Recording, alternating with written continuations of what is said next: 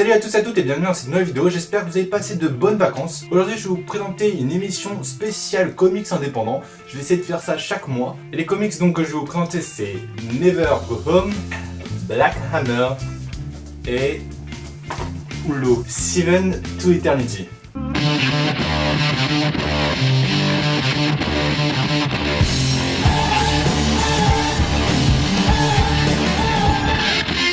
On commence tout de suite avec Never Go Home, sorti chez Glénat Comics.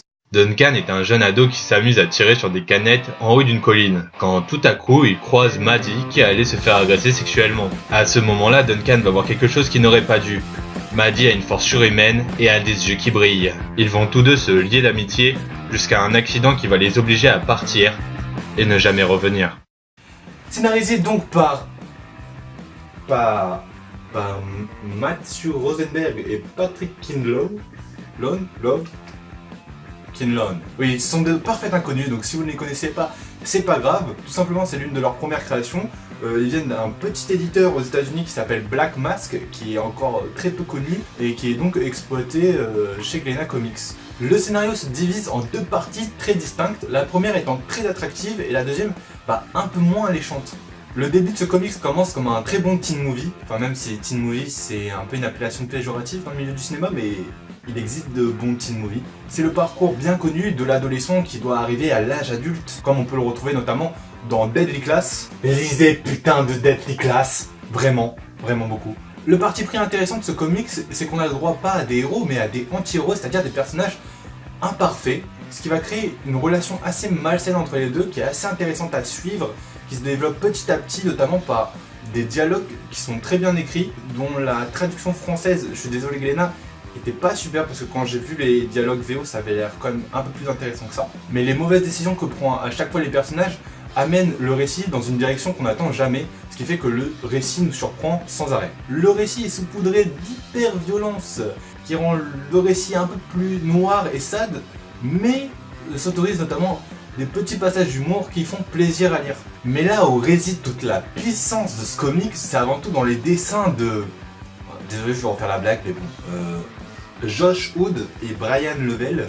Voilà, ils sont deux, ça fait beaucoup de monde pour travailler sur ce petit comics.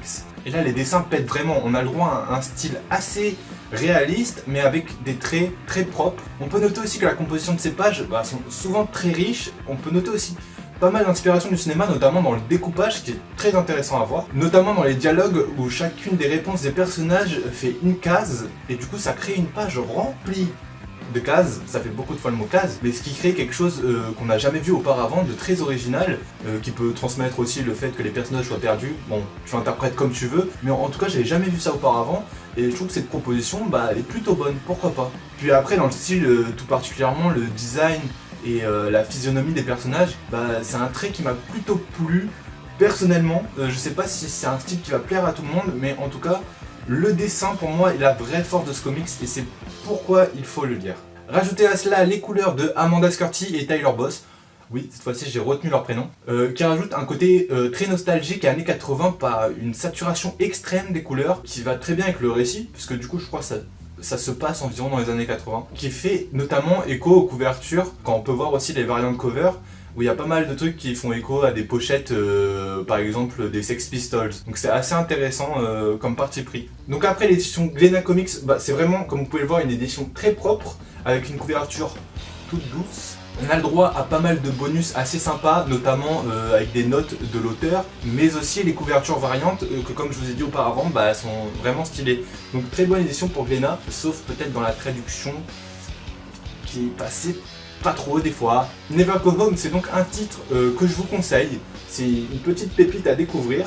J'attends de voir la suite parce qu'on est qu'au tome 1, mais apparemment ça va être difficile d'avoir le tome 2 parce que il n'y a toujours pas eu de parution aux États-Unis. Mais donc voilà, c'est une petite pépite à découvrir. Moi je vous le conseille vraiment, surtout pour les dessins. Et maintenant on passe à Black Hammer. Après une bataille titanesque ou crise comme on aime l'appeler chez DC ou Marvel, les super-héros de Spiral City sont coupés de leur monde pour se retrouver dans le nôtre.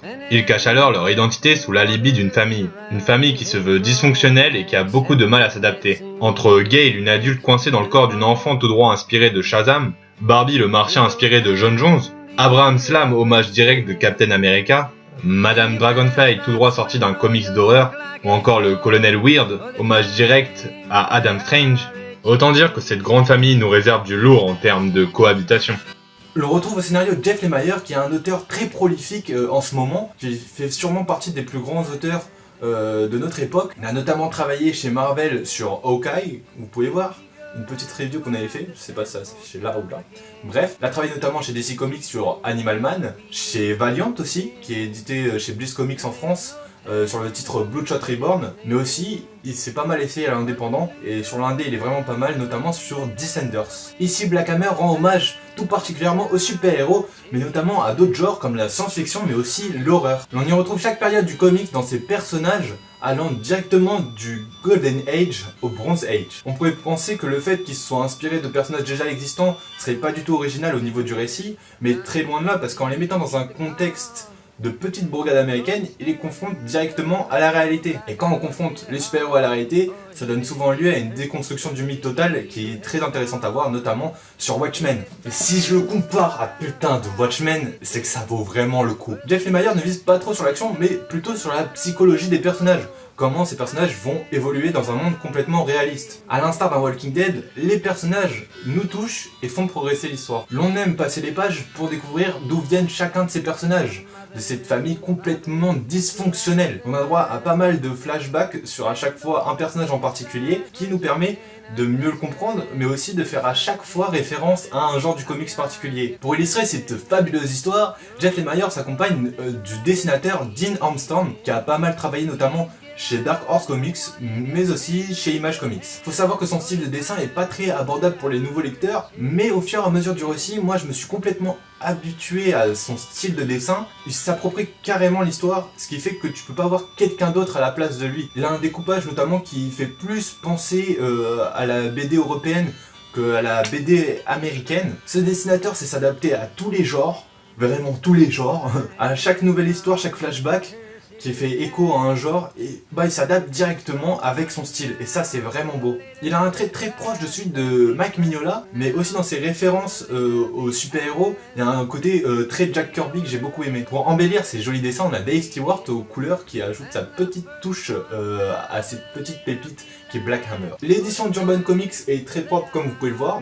La couverture n'est pas aussi douce que chez Glénat, mais le travail est toujours impeccable. On a le droit à des petits bonus de Dean Armstrong avec tous les croquis préparatoires aux personnages qui sont vraiment limite plus beaux que le résultat final. On a aussi le droit à des croquis de Jeff Lemire parce que faut savoir que Jeff Lemire dessine aussi. C'est pas du tout aussi beau que Dean Armstrong. Et en tout cas voilà, je vous conseille vraiment Black Hammer. Pour moi ça a été une grande découverte. Il a été lancé au prix de 10 €. Maintenant c'est plus le cas, je suis désolé, j'ai fait la vidéo trop en retard. Mais en tout cas, ce comics vaut vraiment le coup. À la couverture, je savais pas à quoi m'attendre. Et finalement, je me suis laissé prendre parce que ça coûtait que 10 €. Putain, ça vaut largement le coup, vraiment. C'est une pépite. Donc maintenant on passe à Seven to Eternity. Bienvenue au Val, un univers dark fantasy, là où vivent ceux qui ont des pouvoirs, les Mosaics, et ceux qui n'en ont pas. Ce monde est gouverné par le roi des murmures. Celui-ci règne en maître grâce à son pouvoir. Il réalise votre plus grand souhait en échange de votre possession. Seul à y avoir renoncé, la famille Osidis qui vit reclus des autres. À la suite de la mort de Zeb Osidis par le subordonné du roi des murmures, son fils Adam va devoir faire face au dilemme du roi. Seven to Eternity, autant dire que c'est le projet qui a été annoncé comme le plus abouti de Rick Remender. Ici l'auteur Rick Remender qui a beaucoup travaillé chez Marvel, notamment sur Captain America, mais qui a fait aussi du très bon travail en indépendant sur Black Science, mais aussi bien sûr Deadly Class, ça fait 2 fois que j'en parle. Ici il nous présente un univers aussi vaste que varié avec différents styles de créatures à l'aspect humanoïde ou un peu plus monstrueux, mais qui à aucun moment n'a rien à envier aux univers comme Le Seigneur des Anneaux ou encore Game of Thrones. C'est un univers très original, très varié et qu'on n'a jamais vu auparavant. Remender reprend ces thèmes familiaux auxquels il a l'habitude, notamment avec le personnage d'Adam où on va découvrir sa famille petit à petit et qui est très intéressante à découvrir. On a droit à une vaste galerie de personnages tous plus intéressants que les autres, allant du singe soigneur au gobelin métamorphe. L'imagination de Remender n'a aucune putain de limite. Mais le truc intéressant tout le temps avec Rick Remender, c'est qu'il y a toujours un propos de fond derrière qui laisse tout le temps à réfléchir. On a le droit limite à un vrai propos politique caché en toile de fond. Notamment le contrôle de masse par la manipulation, qui est pas mal dénoncé par le personnage du roi des murmures, qui fait de lui donc un méchant bien plus intéressant qu'un simple méchant qui régnerait par la force. Ici, il règne par la peur, mais aussi par la manipulation, ce qui fait ce personnage un antagoniste très intéressant à suivre. On peut ramener du coup Seven to Eternity à un problème carrément ancré dans l'actualité. Et c'est là que j'adore Rick Remender, c'est que il se sert d'un univers complètement fictif pour traiter de problèmes d'actualité. Et je trouve ça toujours super intéressant, même s'il peut le faire de façon plus bourrin dans Tokyo Ghost, mais aussi de façon plus subtile, un peu dans Deadly Class, mais dans Seven to Eternity, complètement. Au dessin, on a Jérôme Openac qui nous livre une véritable œuvre d'art, ça pourrait être exposé au Louvre sans problème, vraiment. Il contribue complètement au scénario parce que il invente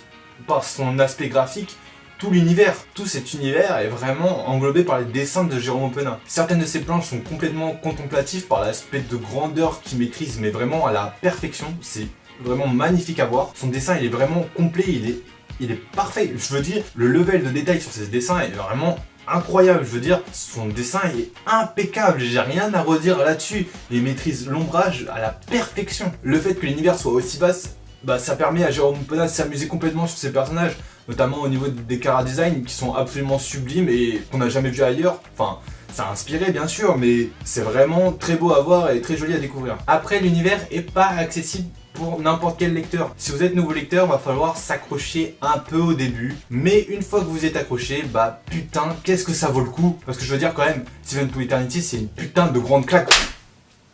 Bon, après l'édition d'Urban, bah, comme je vous l'ai dit, Urban ils font toujours du très beau travail, très propre, très soigné, avec... Et là, ce qui est cool, c'est les bonus de Jérôme Openac, parce que comme vous avez compris, je kiffe son style de dessin, et là on a le droit à pas mal de croquis préparatoires sur les personnages, qui sont bah, carrément cool et stylés à voir. Donc merci Urban pour cette superbe édition. Donc voilà, comme vous l'aurez compris, Seven Eternity, faut absolument le lire. Le prix de lancement était à 10 €, je suis désolé. Comme je vous dis, je fais la vidéo trop tard, mais quoi qu'il arrive, ça vaut carrément le coup. Même si vous n'êtes pas fan de Rick Remender, vous pouvez être obligé fan des dessins. Seven to Eternity, ça sera un futur grand classique. Donc je vous le conseille absolument. Donc voilà, j'espère que cette vidéo vous a plu. En tout cas, moi j'ai pris un grand plaisir à la faire et à lire ces comics. J'espère qu'aussi ce principe de vidéo où je parle de titres indépendants qui viennent de sortir récemment, bah ça vous plaît. Parce que je vais essayer de refaire ça plus souvent. Parce que je trouve on lit pas assez d'indé, alors que l'indé, putain, qu'est-ce que ça vaut le coup. N'hésitez pas à laisser un commentaire si vous avez apprécié cette vidéo ou si vous avez lu un de ces titres, qu'on puisse parler entre fans, ça peut être cool.